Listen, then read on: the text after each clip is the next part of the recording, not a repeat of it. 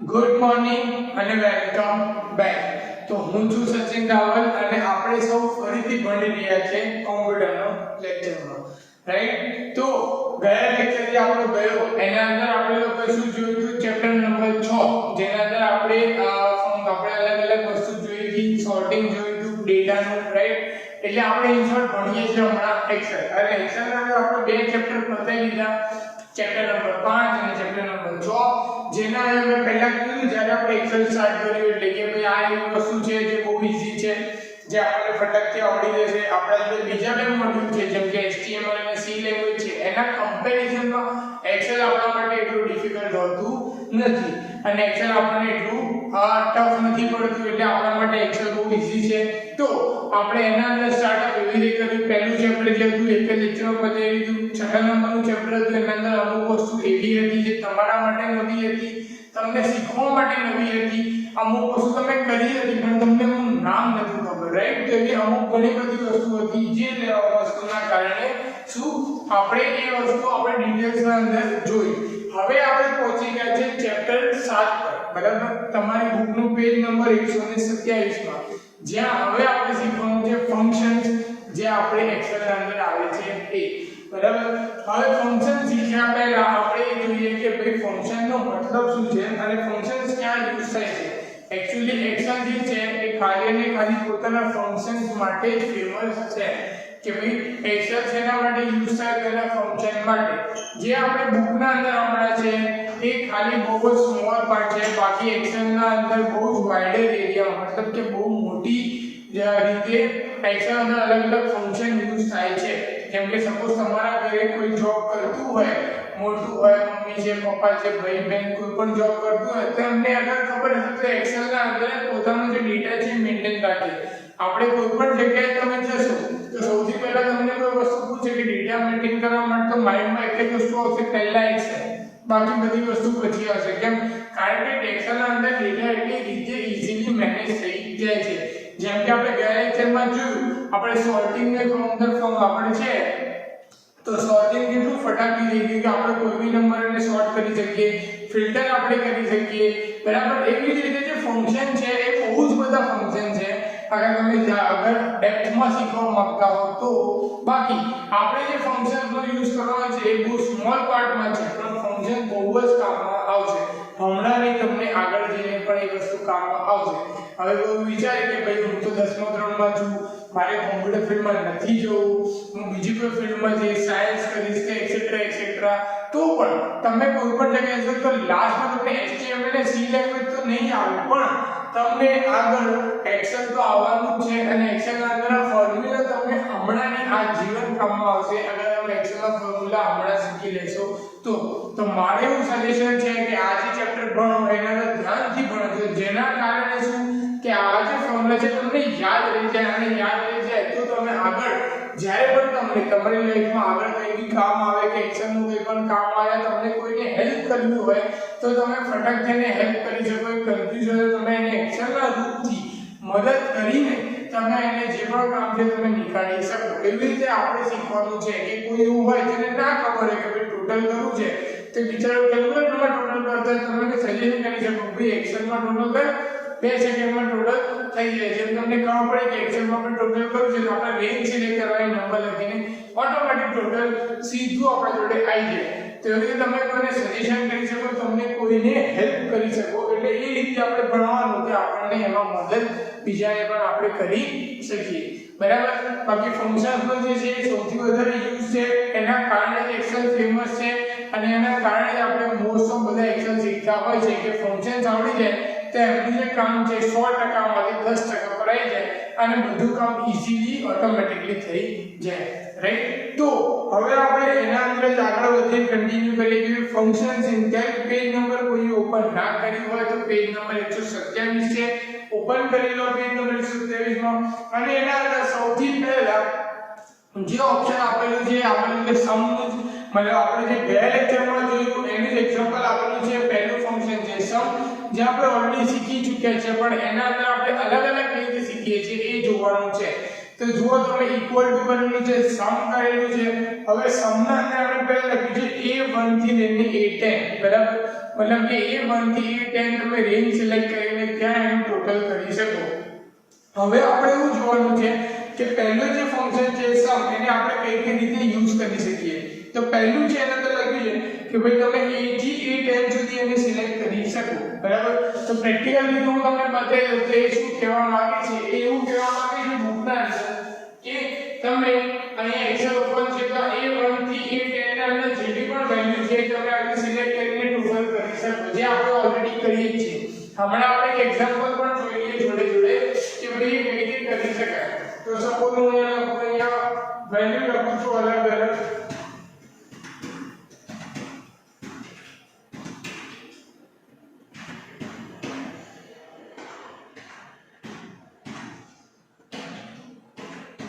Okay મેં અહીંયા 10 value લખી દીધી અલગ અલગ। હવે મારે ટોટલ કરવાનું છે તો હું શું કરીશ, ઇક્વલ ટુ લખીશ, સમ લખીશ, ગ્રાઉન્ડ બ્રેકેટ સ્ટાર્ટ કરી અને પછી પહેલા નંબરથી લઈને 10મા નંબર સુધી, બરાબર, A1 થી A10 હું શું કરીશ, સિલેક્ટ કરીશ, ગ્રાઉન્ડ બ્રેકેટ ખતમ કરીશ, એન્ટર કરીશ એટલે મને એનું ટોટલ મળી જશે। જે તમને અહીંયા ફંક્શન દેખાય છે, જે ફંક્શન આપણે યુઝ કરે છે એ જે બુકના અંદર આપેલું છે એ જ રીતે ફંક્શન યુઝ કર્યો અને આપણને એનો જવાબ અહીંયા ઓટોમેટિક મળી ગયો, બરાબર। શું થયું, એનો જે જવાબ હતો એ મને ઓટોમેટિક અહીંયા મળી ગયો 675 એટલે ટોટલ આપણને ઓટોમેટિક મળી ગયું। આપણે આ રીતે પણ તમે ટોટલ કરી શકો। સીધું સિલેક્ટ કરવાનું, ટોટલ લઈ બીજો શબ્દ યુઝ શું થાય એ જુઓ। બીજા નંબરના પેરેગ્રાફમાં છેલ્લે આપણે લખ્યું કે સમ અને પછી વેલ્યુ લખી શકો। તમારે શું કરવાનું, ખાલી લખવાનું સમ અને પછી સપોઝ મારે કોઈ રેન્જ નથી જોઈતી, મારે કોઈ પર્ટિક્યુલર નંબર જોઈએ છે, હું લખું 23 અને 25 એ મૂકવા આપ્યું છે અને બ્રેકેટ ખતમ કરો અને ટોટલ તમને અહીંયા મળી જશે 48 સીધું। તમારે શું કરવાનું, સમ વેલ્યુ કોમા બીજી વેલ્યુ કોમા ત્રીજી વેલ્યુ જેટલી વેલ્યુ લખી એટલી। મેં બે વેલ્યુ લખી 23 જે બુકમાં આપી છે, સીધું એનો ટોટલ 48 મને અહીંયા મળી ગયું એકદમ સ્પીડમાં, રાઈટ। પછી આપણે બીજી કઈ રીતે યુઝ કરી શકીએ, ત્રીજા પેરેગ્રાફમાં છેલ્લે જે સમ, હવે આપણે ત્રીજું પેજ તમે આ રીતે યુઝ કરી શકો સમને કે તમે લોકો equal to sum bracket start કરો, તમારે જે જે કોલમ લેવાની એને સિલેક્ટ કરીને કોમા, જેમ કે A લેવાની છે, કોમા B, કોમા C આવી 3, કોમા 4, પછી 5, પછી 6, પછી 7, પછી 8, પછી 9, પછી 10 બધી વેલ્યુ લીધી, ગ્રાઉન્ડ બ્રેકેટ ખતમ કરો, એન્ટર કરો, જો 675 ટોટલ આવી ગયું, બરાબર। હવે A1 થી લઈને A10 હવે આનો યુઝ ક્યારે થાય, જ્યારે આપણે કોઈ પર્ટિક્યુલર જોતું છે કે મારે 100 નંબર છે પણ 100 માંથી મારે 20 નું ટોટલ કરવાનું છે, બધાનું ટોટલ નથી જોતું, એટલે હું સિલેક્ટ કરું તો નહીં મેળ આવે, તો હું આવી રીતે યુઝ કરી શકું। જેમ કે આપણે અહીંયા ફરીથી કરીએ, આને હું અહીંયા ડિલીટ કરી દઉં, બરાબર, અને ફરીથી હું ઇક્વલ ટુ કરું કે હવે મારે આના અંદર ખાલી બે નંબર કોમા 4, કોમા 6 અને કોમા 8 અને 10 મતલબ કે આટલાનું મારે ટોટલ જોઈએ છે, બીજા નથી જોતું, તો એટલાનું ટોટલ મને અહીંયા ઓટોમેટિકલી મળી જશે। તો તમે આ રીતે પણ સમને યુઝ કરી શકો છો, જે તમે અહીંયા જોયું કે સમનો યુઝ આવી રીતે પણ અલગ રીતે થાય, બરાબર। એટલે આપણે બે ત્રણ રીતે જોયા, પહેલા સિલેક્ટ કરીને પછી વેલ્યુ લખીને અને પછી અલગ અલગ સેલ સિલેક્ટ કરીને। એ જ વસ્તુ પાછળ જો પેજ નંબર 128 એના અંદર આપેલી છે, બરાબર। હવે આ વસ્તુ છે કે હવે એક્ચ્યુઅલી એવું આપણે સમ તો આપણને ખબર છે કે ભાઈ મને ફંક્શનનું નામ ખબર છે એટલે મને ફંક્શન સમને લખી દીધું। હવે બહુ બધા ફંક્શન છે જેનું નામ તમને જ નથી ખબર, એવું બી થાય કે આપણને એનો મીનિંગ ના ખબર હોય, તો મીનિંગ ખબર છે, નામ ખબર છે, પણ એનું ફંક્શનનું નામ અહીંયા શું આપ્યું છે આપણને નથી ખબર। જેમ કે મારે ટોટલ કરવું છે, બરાબર, તો ટોટલ માટે સમ યુઝ થાય છે, મને ખબર છે કે મારે ટોટલ કરવું છે પણ સમ યુઝ થાય છે મને નથી ખબર, તો હું કયું ફંક્શન લખીશ, એટલે એવું થાય। તો ના ખબર હોય એટલે આપણે શું કરવાનું, ફંક્શનનું જે આખું કોલમ છે શોધવાનું, એના અંદરથી આપણે શોધી શકીએ। તો આપણને ફંક્શન્સ ક્યાં મળી જશે બાય ડિફોલ્ટ, આપણને નામ નથી ખબર ફોર એક્ઝામ્પલ, તો આપણે એ જે 775 ને હું ડિલીટ કરી દઉં હમણાં। હવે મને નામ નથી ખબર, હું અહીંયા જઈશ અને પછી મારે જવાનું છે ફોર્મ્યુલાના અંદર ફંક્શનમાં। તમે અહીંયા છો હોમ પર, તમારે જવાનું ફોર્મ્યુલામાં, ઇન્સર્ટ ફંક્શન તમને અહીંયા દેખાશે, ઇન્સર્ટ ફંક્શનમાં, ઇન્સર્ટ ફંક્શન અંદર જઈને તમને અહીંયા બધા ફોર્મ્યુલા દેખાશે।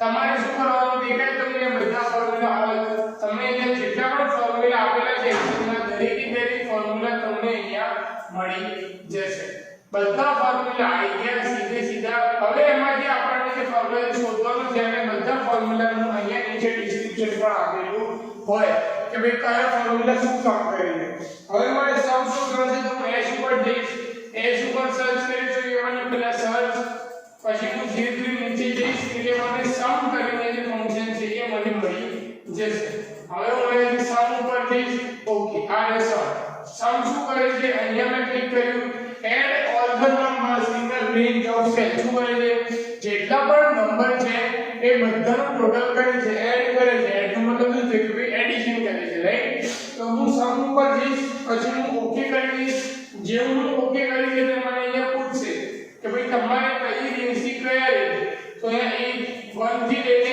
10 ઓટોમેટિકલી સિલેક્ટેડ છે સપોઝ તમારે નથી કરવું કે ભાઈ મારે એ 1 થી નથી જોતું તો તમે શું કરી શકો મારે તો પણ બે જ નંબર જોઈએ છે તો હું શું કરી શકું કે ભાઈ આ એક ટેન નીકાળી દઉં કે a1 અને બીજો મારે નંબર જોઈએ છે a5 a5 તો બંનેનો ટોટલ જો તમને અહીંયા દેખાતું હશે 130 અને 130 તમે જે પણ ફોર્મ્યુલા નાખશો એનું રિઝલ્ટ અહીંયા આયા પહેલા તમને અહીંયા બતાવી દેશે રાઈટ તો આ રીતે તમે શોધી શકો છો હું ઓકે કરીશ તો 130 નંબર જે છે એની આઈ છે 130 બરાબર ફરીથી ઇન્સર્ટ ફંક્શનમાં જો ભાઈ મારે આ રીતે નથી જોતું મારે 1 થી લઈને 1 સુધી તો હું શું કરીશ અહીંયા કોલમ મૂકી દઈશ શિફ્ટ દબાવીને અને a10 મૂકી દઈશ જેમાં નાખવાની છે વેલ્યુ હવે a10 માં શું છે જોઈ લો જેટલી પણ અહીં 675 ટોટલ અહીંયા 675 ટોટલ ઓકે કરી 675 ટોટલ આવી ગયું બરાબર ભાઈ મારે એ પણ નથી જોતું મારે અલગ રીતે જોઈએ છે ઇન્સર્ટ ફંક્શનમાંથી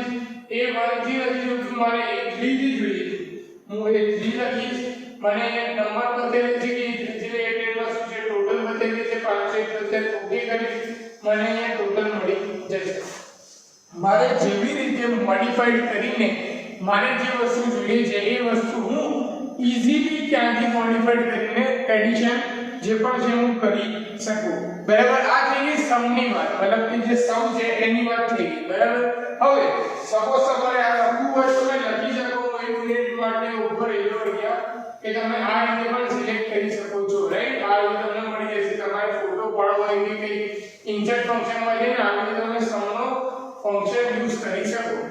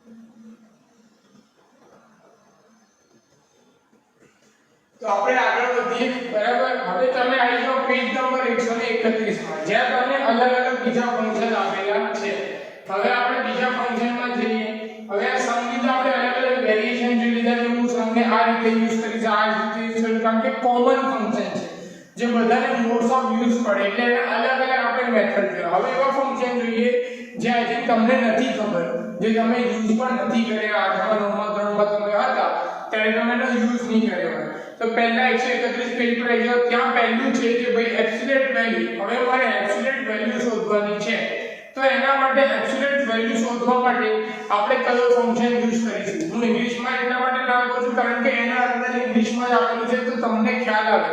હું ગુજરાતીમાં નામ કહીશ તો અહીંયા ગુજરાતી તો આવતું નથી એટલે પછી તમને એનો કોઈ અંદાજો આવશે નહીં, એટલા માટે. બરાબર? તો આપણે સૌથી પહેલા અહીંયા જોઈએ કે ભાઈ એબ્સોલ્યુટ વેલ્યુ કઈ રીતે આવે છે. તો એબ્સોલ્યુટ વેલ્યુના અંદર મારે શું કરવાનું છે? બુકમાં એક્ઝામ્પલ છે આપણે એ લઈને ચાલીશું કે એના અંદર લખ્યું છે -13. બરાબર? તો એનો જવાબ આવવો જોઈએ 13. તો અહીંયા હું -13 લખી દઉં છું અને પછી અહીંયા હું ફંક્શનમાં જે ઇન્સર્ટ ફંક્શનમાં abs જો પહેલું ફંક્શન છે એ absolute value return the absolute value of a number within its size. મતલબ શું છે કે એબ્સોલ્યુટ વેલ્યુ જે નંબર છે એ મોકલાવશે. અહીંયા હું ઓકે કરું છું.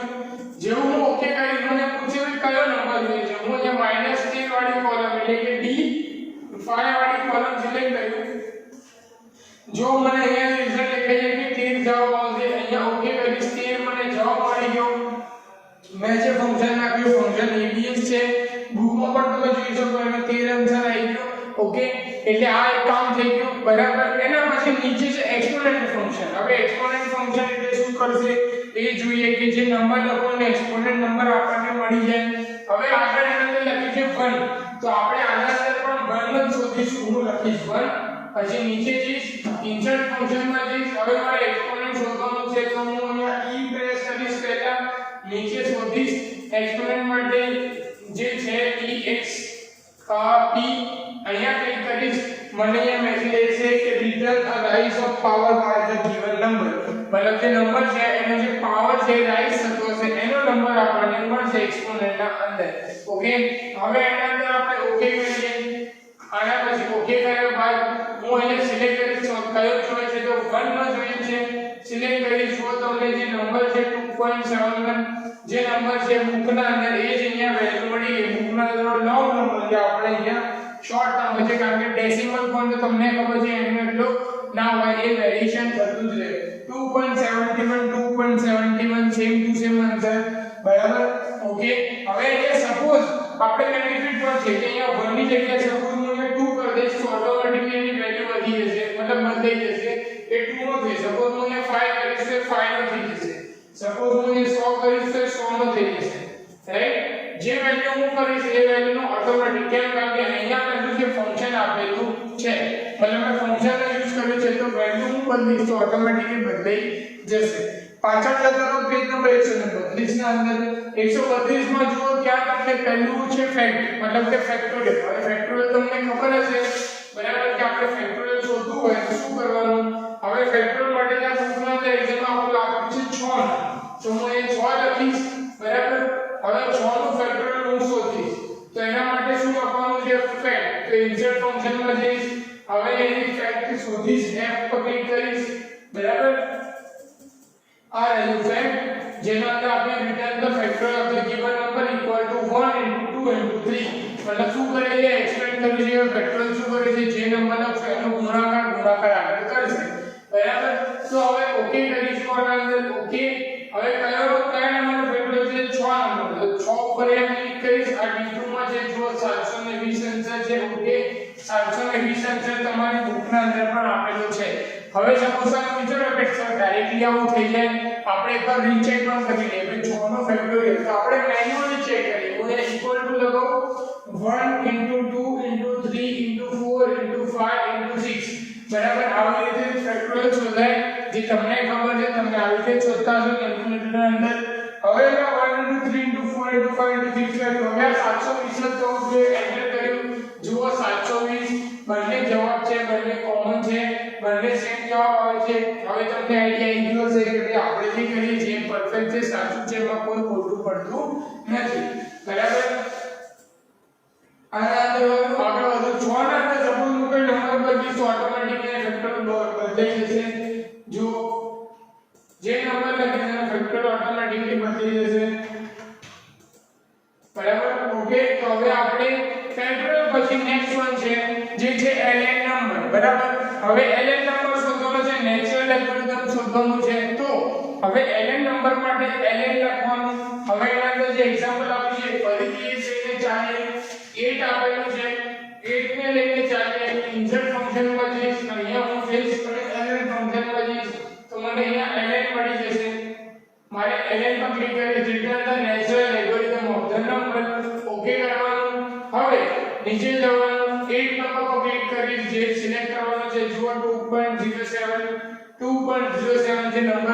છે એ જ બરાબર ઓકે ક્લિયર આ એક નંબર એના પછી નીચે આપણું છે log 10 બરાબર મતલબ કે લોગેરિધમ જે છે એ હવે લોગેરિધમમાં તમને બે વસ્તુ છે બુકના અંદર એક આપણી જેવું તમને બે વસ્તુ બતાવું છું બુકના અંદર નંબર આપણે 6 નો આપણે પહેલા 6 નો ફાઇન્ડ કરીએ અહીંયા જઈશ ઇન્સર્ટ ફંક્શનમાં જઈશ હવે હું l લાઈન પર મતલબ કે અહીંયા log છે અને log 10 છે બરાબર હવે log ઉપર જશો તો તમને એનો બેઝ સિલેક્ટ કરવો પડશે કે તમારે કયો બેઝ જોડે એનું લોગેરિધમ કરવાનું છે તો અગર સપોઝ તમને એ log પર ક્લિક કરશો ઓકે કરશો તમને બે વસ્તુ પૂછશે કે પહેલો નંબર કે 6 અને સ્કેલર જોડે કરવા છે તો હું લખું સપોઝ અહીંયા લખી બેઝ 10 જે આપણે બેઝ 10 શોધવાનું છે તો તમને 0.77 જે આન્સર છે મળી સપોઝ તમે એ બેઝ બદલી કાઢો ફાઇન્ડ કરી દો તો પણ તમને એનો આન્સર જે રીતે મળતો હશે એ રીતે મળી જશે તમે એનો બેઝ વધારી દો તો એવી રીતે તમને જવાબ મળી જશે બરાબર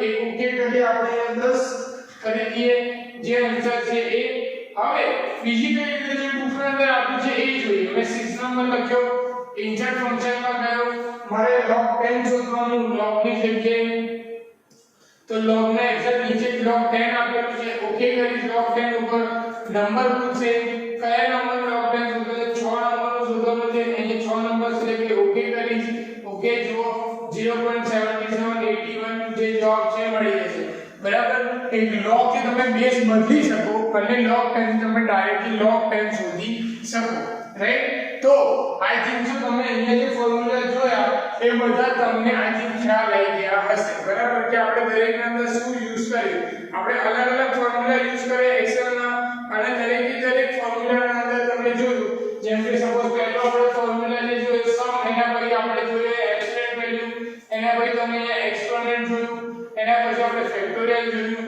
ફેક્ટોરિયલ પછી આપણે nn નંબર જોયું એના પછી આપણે log જોયું અને log 10 જોયું જે log નથી આપણે પણ આપણે અંદર જોયું રાઈટ તો તમે અહીંયા આજે આટલા બધા ફંક્શન જોયા આમાંથી અમુક ફંક્શન એની તમને ખબર હશે તમે મેથ્સ ના અંદર યુઝ સતત કરતા હશો પણ કેલ્ક્યુલેટ નથી કરતા હશો આ જ વસ્તુ તમે એક્સેલ માં પણ કરી શકો ઈઝીલી એક્સેલ નો બેનિફિટ શું કે એકવાર ફંક્શન લગાવી દે પછી તમે નંબર પર જોઈ ઓટોમેટિક એનું જે આન્સર છે કે તમારે ફરીથી ટાઈપ કરવાની જરૂર નહીં ફરીથી કેલ્ક્યુલેટ કરવાની જરૂર નહીં જેમ કે ફેક્ટોરિયલ એક્ઝામ્પલ લે તો હું 6 લખ્યું છે અને મારે 6 ની જગ્યાએ 10 નું જોયું છે તો મારે ખાલી 6 ની જગ્યાએ 10 જ લખવાનું ઓટોમેટિક એનું જે આન્સર છે મને મળી જાય બરાબર એ માટે ઓટોમેટિકલી અહીંથી મળી જાય એ એક્સેલ નો બેનિફિટ ક્લિયર તો આજ માટે આઈ થિંક સો બહુ બધા ફંક્શન આપણે શીખી લીધા તો હું લેક્ચર અહીંયા સ્ટોપ કરી દઉં બરાબર પછી આપણે મળીશું નેક્સ્ટ લેક્ચરમાં જે આપણે આગળના ફંક્શન શીખીશું હું એવું કહું છું કે તમે આ બધા ફંક્શન્સનો ટ્રાય કરો પ્રેક્ટિસ કરો નવા ફંક્શન્સ પણ શીખો જ્યાં તમે અટકાઓ મને પૂછી શકો છો બરાબર અને પ્રેક્ટિસ કરશો તો તમને આનો કમ્પ્લીટ આઈડિયા આવશે ત્યાં સુધી બાકી સબ્જેક્ટમાં જોડે વાંચતા રહેજો બરાબર કઈ પ્રોબ્લેમ હોય તો તમે મને પૂછી શકો છો ગુડ બાય